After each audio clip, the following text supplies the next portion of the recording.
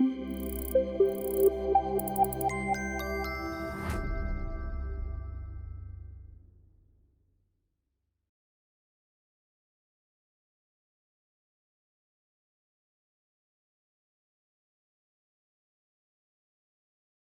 welcome everyone.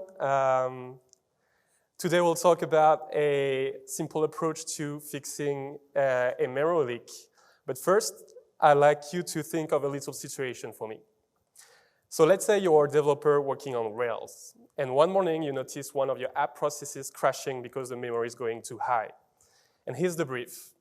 You don't know when it started, your application monitoring tools do not help, and you have literally dozens of files that could be responsible for this. My name is Vincent Rolea, and welcome to my life. So a few words about myself. I come from a town in France, which is called Roubaix. If you like cycling, you might have heard of it, because there's a famous race that's called Paris-Roubaix, which basically goes from Paris to Roubaix. I'm a senior product developer at Podia, and I have the luck to be married to the wonderful Aurel, without whom I wouldn't be here today, as she's been really supportive and pushing for me to apply to a Rails talk. So you can see a picture of us near the cliffs of Dover in England. You can see it was a sunny day back then, so it's rare enough to be mentioned in England. You can find me on the bird side at Vincent Rolea. You can find me on the elephant side at Vincent on ruby.social, and on the octopus side at Virolea. And yes, that's a lot of animals. A few words about Podia. So we like to think of Podia as a one-stop shop where you can find everything you need to sell courses, webinars, downloads, and community. I'd like to extend a warm thanks to the Podia team for allowing me to be here, and especially our CTO, Jamie, and all the developers, some of whom are in the room today, who's been really helpful and whose feedback has been instrumental to getting this presentation together. I'm really happy to be in Atlanta today. Well, I nearly didn't make it, as the morning I was supposed to fly in, my flight got canceled. I got a nice text from Delta saying, yeah, well, your flight's canceled, and we don't have any replacement flights, so yeah, that was a bit of a problem, but I eventually made it, and I'm really happy. I'd like to thank Ruby Central for organizing the conference and allowing me to talk to you today. Speaking of which, what's this talk's not about? Well, first, this talk is not about you regretting me that I eventually made it to Atlanta.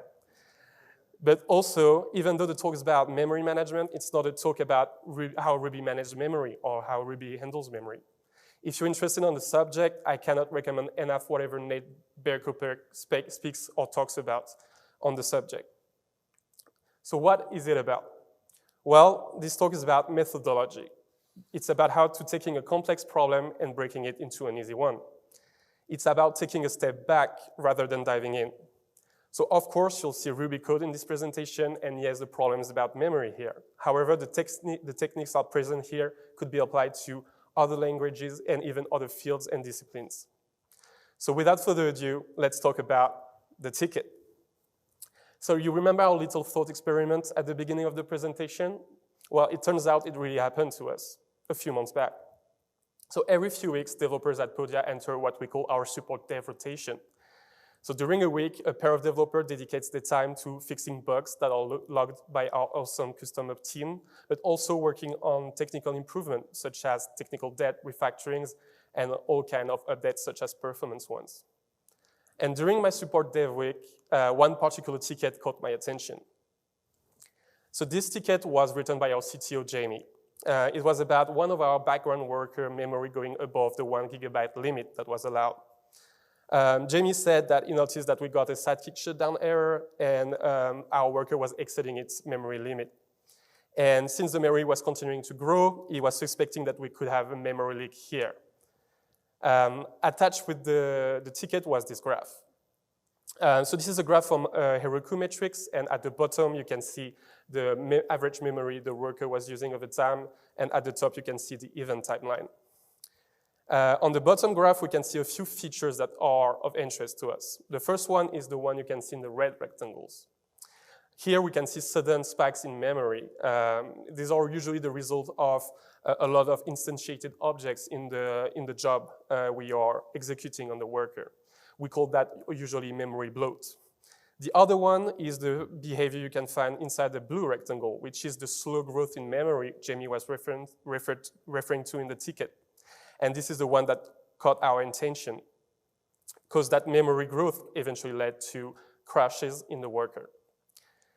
So this ticket caught my eye since memory problems are often mistaken for memory leaks. So is this a real memory leak? To find this out, let's look at our background infrastructure at Podia and how it works.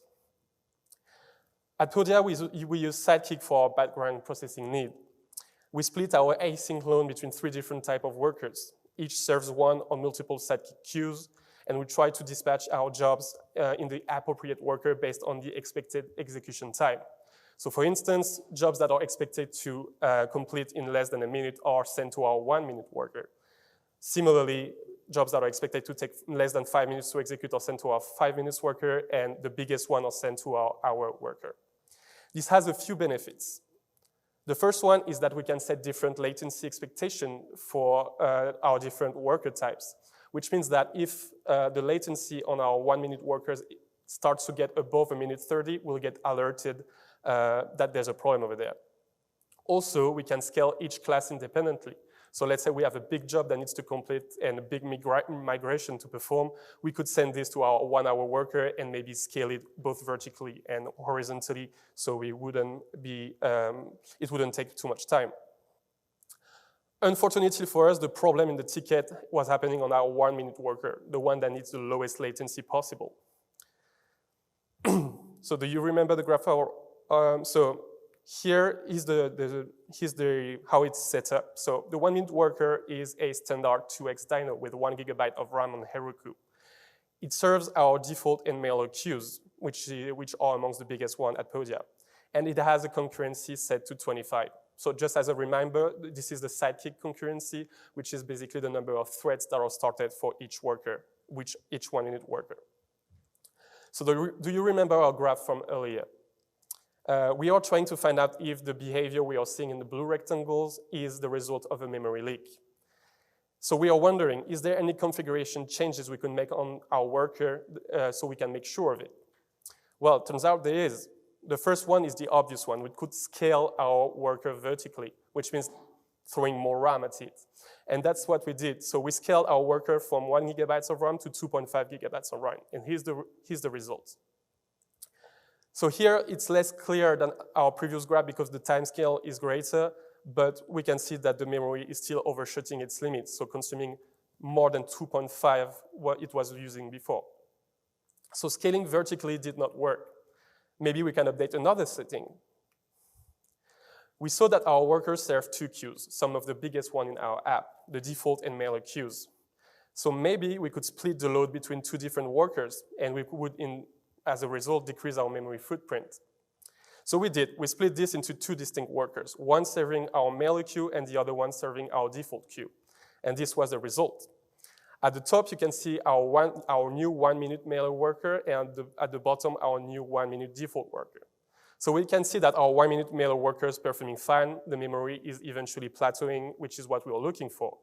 However, our 1-minute default worker continued to grow, and this is not on the graph here, but it will eventually overshoot the limit and crash.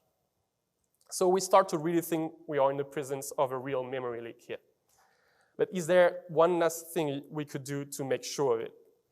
And yes, it's to touch at the concurrency of the worker. 25 is a pretty high concurrency to set on a worker. Actually, a few months back, Sidekick lowered its default concurrency level from 25 to 10. So even though we were kind of sure we had a problem, we were like, yeah, it's just an environment variable to change, so it was worth testing it. So we lowered the concurrency from 25 to 15. But we were still featuring the same memory growth on our worker. So let's sum up. We got a ticket raising a question. Is there a memory leak in one of our Ruby jobs? And at this point, we are quite convinced there is. We lowered the concurrency, we split the workers, and we increased their capacity with no satisfactory result. So now here's a question for you. Is this worth fixing?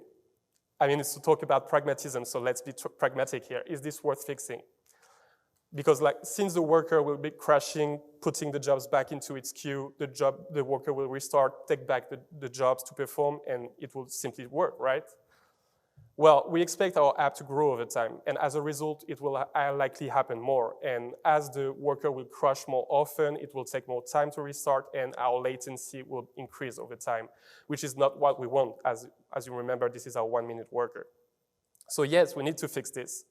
And to do so, we need to find the source of our leak. So it's time for us to reach out. So when facing a complex situation, I often wonder how I could leverage all my years of professional experience to find a solution. And this time was no different. I made a Google search. Senior, right? Well, it always starts with a Google search. Or does it? Maybe not anymore. But, well, we really did a Google search as ChatGPT wasn't around yet. So we did our research, and actually our research surfaced 3 solutions to solve our memory problem. It turns out when it comes to memory, this is the 3 main things that we can find out there. The first one being to use Rust. Well, thank you, Internet, but no thanks. The second one is to use your application performance monitoring tools. Tools such as AppSignal, HeroQ, Scout, New Relic, Datadog. At Podia, we use AppSignal, and we are pretty happy about it. It's really a nice tool because it allows you to plot graphs such as this one. So you can see here, this is the average memory usage of our 1-minute worker. So this graph was plotted a few weeks ago, so spoiler alert, you can see that we fixed the issue. So those kind of graphs are great because they allow you to link specific behavior to a specific point in time. More importantly, we could link this to a specific commit or deploy. It won't pinpoint the exact location of the leaking code, but however, you'd like only a handful of files from a commit or deploy to look at. The problem is, in our case, we had no idea when the problem started. We deploy our app 5 to 10 times a day, and the worker did not have time to exceed its memory before it was restarted. So there's no way we can go back in time to find the source of the leak. So we have to turn to our third option here, which is to use dedicated tooling. So you probably have heard of tools such as Memory Profiler or Derail Benchmark. Those tools usually work that way. So you wrap the code you want to instrument in a reporting block and print the report, which will give you all sorts of information about the objects that are allocated and objects that are retained in memory. So let's take this example that's using Memory Profiler. So this is a pretty easy example. We have an array, and then in the block, we just add 1,000 times the hello search string to the array, and then we print the report. These are extremely powerful tools, and because they'll be able to pinpoint the exact location of where the memory was retained, where the objects were allocated, and so on. And it looks promising to fix our issue. But in order to take advantage of this, you need to know one thing. It's where to instrument. So if we look back at our example, this looks pretty easy, but the code in the example is pretty easy. We know where to instrument because we have a sense of where the problem would be. But there's a great deal of chance that you're working on way more complex apps than that. And in our case, we don't know precisely where to instrument. So we'd have to basically instrument all the jobs in our default queue. So let's try to see how many jobs we need to instrument then. So, well, to do that, we'll need to look at our jobs in our jobs folder. So here we are assuming that the faulty code is in our application code, not our third-party code. We are keeping a pretty updated gem file, so we reckon the problem was on us. So we are looking for jobs that are enqueued in the default queue. And in order to do that, we need to be able to get those class for those jobs. So first, let's get all the files in our jobs folder. We are assuming that the faulty code is on our application because, as I said, so once we got those files, we want to get the jobs that are enqueued in our default queue. So to do that, there's a method we can call on our job, which is queue name. But to do that, we need the class of the jobs. So from our file path, we do some string manipulations, like removing the file extension, splitting around forward slashes to get the namespace, and then camelizing and constantizing the classes using active support inflector. And once we've done that, it's just a matter of checking if the queue name for the job is the default queue name. Here you can see that we check if the job class has a queue name it responds to. It's an edge case for jobs that do not iterate from application job. We have a handful of those, and luckily for us, they are all queued in the default queue. So now let's look at the size of our jobs queued as default array. It turns out we have 120 jobs in that folder that are queued into the default queue. And so we need to instrument those 125, having each their own set of arguments and context required. So we are wondering, isn't there a better way? It's time to be really pragmatic here. So I'm a product developer, which means my primary focus should be on product and no low-level problems such as instrumenting and analyzing memory reports for 120 jobs. A project deadline could be nearing, a colleague could need my help on something, or a big feature I've been working on needs to be launched. Here's a say I like a lot. If you do not like how the table is set, turn around the table. So it was time for us to look at the problem from a different angle. So how did we do it? Well, we started to think, what's the real problem we want to fix here? Do I want to know precisely what's causing the issue? No. Honestly, I don't care. I don't need fancy instrumentation right now. All I need to know is to find a job causing this mess. And it turns out the solution was right in front of our noses from the beginning. Do you recall when we split our workers and each one serving a different queue, our Miller and default queue? Well, if we look at those graphs, what do they tell us? Do you have any idea? Well, they tell us that the problem's not here. They tell us the problem is here. Because when we did that, we safely listed our whole mailer queue because our mailer worker is safe. So now let's take a step back and think, couldn't we do the same with the now 1 minute default worker? What if I could take some jobs from there and park them in a specific queue to see how they behave? This is when the quarantine queue comes in play. So what's our thinking behind it? Let's consider the following setup with one default queue that serves 4 jobs and the quarantine queue that serves none. Each of those queues are run in their own worker. Our default queue is leaking memory, so it's in a red state. Now, let's move half the job from the quarantine queue, from the default queue and move them into the quarantine queue. And let's look at what's happening. Well, it turns out the default queue is leaking, but the quarantine queue is safe, which means that our job 1 and 2 are safe, but our job 3 and 4 are the suspect jobs. Now that job 1 and 2 are safe, let's put them back into the default queue and let's move half the remaining job into the quarantine queue, which is in that case job 3. Turns out the default queue is now safe, but the quarantine queue is leaking memory, which means that our 3rd job is leaking memory and our 4th job is fine. So now some of you will start to think, I know this technique, this rings a bell, and you're right, this is plain old binary search. This is what tools such as Git bisect use. And why is it interesting in our case? Well, binary search has what we call a logarithmic complexity, which is like what you see on the green line, which means that it follows the trend described by the green line, and instrumenting each job would be like along the red line, which is an n-order complexity. Why does it matter? Well, for a given dataset size, which is the number of suspect jobs in our cases, binary search will require less tries to find the leaking job. But also, for bigger dataset, the binary search will require not that much more many tries to get the leaking job, which is good since we have a pretty large dataset. So that's the theory behind it. So that's pretty cool, we're pretty happy about it. But now, how can we implement this into practice? This is what we want to do. This is what we want to achieve. From the theory, we want to dynamically put specific jobs into quarantine to then have a few tries and look at our leaking jobs. So as a reminder, this is how the Active Job API works. This is how you set a default, this is how you set the default queue on a job, for instance. So I don't want to be changing the queue name manually, then make a commit each time I want to put jobs into quarantine. This would take way too much time. What we want is more in the likes of this. So our goal is to intercept jobs on their way to Redis to assign a queue dynamically, which means that we need to intercept the jobs between the moment the Sidekick client enqueues them and the moment they end up in Redis, where the Sidekick server will be processing them. And luckily for us, Sidekick has a built-in system to do this. It's called Sidekick Client Middlewares. So how does it work? A sidekick middleware is basically a class that responds to call.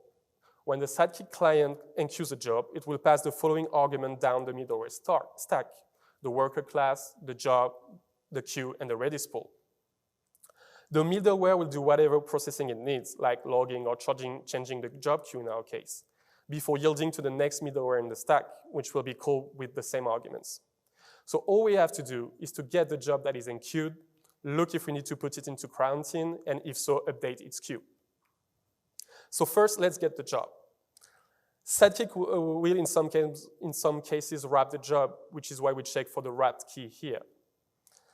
So now that we have the job class name, we need to know if we need to put it into quarantine. To do that, we set the jobs we want to quarantine as a semicolon separated list in an environment variable. We probably could have done better here, like using Redis keys to set the jobs we want to set into quarantine. But this was a quick and dirty way we liked, as it would allow us to test quickly our implementation. Now that we have our job class and our list of quarantine jobs, we can check if we need to quarantine the job being enqueued. And it's as simple as that. So we just checked if the job class is in the quarantine jobs list, and if so, we just assign it the quarantine queue. So that's it. What's remaining to do is to add the new middleware class to the middleware chain in the sidekick configuration file. And lastly, we need to update our proc file so it can start a new worker that will serve only the quarantine queue, which is done here. After a few batches, we ended up with a batch of 7, 8 jobs in the quarantine queue. But it turns out when we looked at the logs, only one of those was invoked. The other one were rarer jobs that we only started a few times. So there it was, our leaking job. It was leaking like a champion. Our send segment event job. So this job only role is to send analytics event to our analytics service. So how does it look like? Well, it's a real simple one, actually. You can see that it does two main things. The first one is to parse arguments and to do some manipulation on it. The second one is that we instantiate a new analytics object and we call track on it. I'd like to stress this part. Every time the job is executed, we instantiate a new segment analytics object and call track on it. So how did we fix it? Well, it's simple. We just remove the job. We don't need analytics, right? But actually, the solution is even simpler than that. It's just like read the docs. And when you look at the analytics gem docs, it's pretty self-explanatory. The doc advocates to instantiate the analytics object only once and set it as a global variable in an initializer.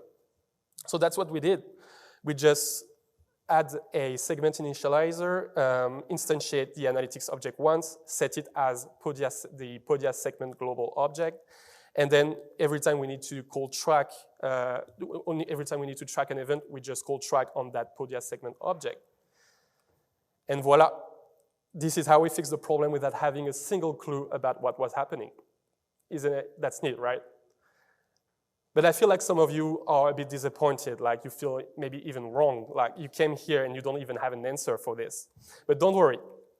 It turns out now that we fixed the issue, we have some time to investigate it and try to understand what was happening. So do you remember the tools I presented to you earlier during the presentation? Well, now that we know where to instrument, we can use them, and that's pretty cool. So here's our job before we fixed it. So again, we are instantiating the analytics library in an object and calling track on it. So we are pretty sure our arguments parsing is not responsible for the problem. So what we are really interested in is the last two commands, which is the instantiation of the object and the call of track on it. So let's instrument that block. So as we saw earlier, we call memory profiler.report, pass the code we want to instrument in as a block, and then we print the report. And there's the result. So the report is actually way longer than that, but I only have extracted the retained memory by location at the bottom and by class at the top, as they are the most meaningful information we can get in the report. So what can we see here? First, we can see that the code we wrapped in the report block retains objects related to the analytics library. Secondly, we see that the line in the code retaining the most memory is the line 182 of the client file. So to recap, every time we instantiate and call track on our analytics client, memory is retained. And since we are a really successful app with plenty of users, it happens quite a lot of time. So a lot of analytics jobs are in queued and memory is retained after each job execution, leading to the memory leak we just saw before. Bingo. So now let's look at the client file to understand more about it. So this is an extract of the segment analytics client Ruby file. So this is our client code. And this is the line that's retaining the most memory in the code. So here's how the client class works in a nutshell. Tracking events are actually enqueued and processed asynchronously in a different worker thread. And this is, so after a track method call, what actually happens is that a new client object is instantiated, and the action we want to track is appended to the queue. And then we make sure that the worker is running. So I won't go into too much details about thread safety and how mutex synchronization works here. But here's what the ensure worker running does. If there's no running worker, it's started in a new thread. But here's the thing. The worker is started in the block passed to thread new and assigned to the worker thread instance variable. So you probably know that Ruby blocks keep reference to their current context bindings, which here are the client class that's instantiated, but also all the method and instant variable around it. So client has a reference to the worker thread that is created within the block that has a reference to the client. So the client will basically never be garbage collected as the thread holds a reference to it, which is why the client is retaining memory as well as all other objects that the client refers to that we saw in the memory report. And this is why instantiating the library only once in an initializer fixed the issue. Whew. Imagine having to get into the bottom of this in the first place. I don't know about you, but I do prefer my little binary search in that specific case. So that was the story of how we fixed a complex problem we had using a technique as simple as binary search. So my biggest hope is that this case study will help some of you next time they'll feel overwhelmed with a complex issue that seemed hard to fix. Taking a look to a problem from a different angle can often uncover solutions that are quick and easy to implement, and this is the main takeaway I wanted to convey here today. So thanks so much for listening to me. If you have any questions, I'm available, and feel free to come join me and have a chat with me. Have a great day.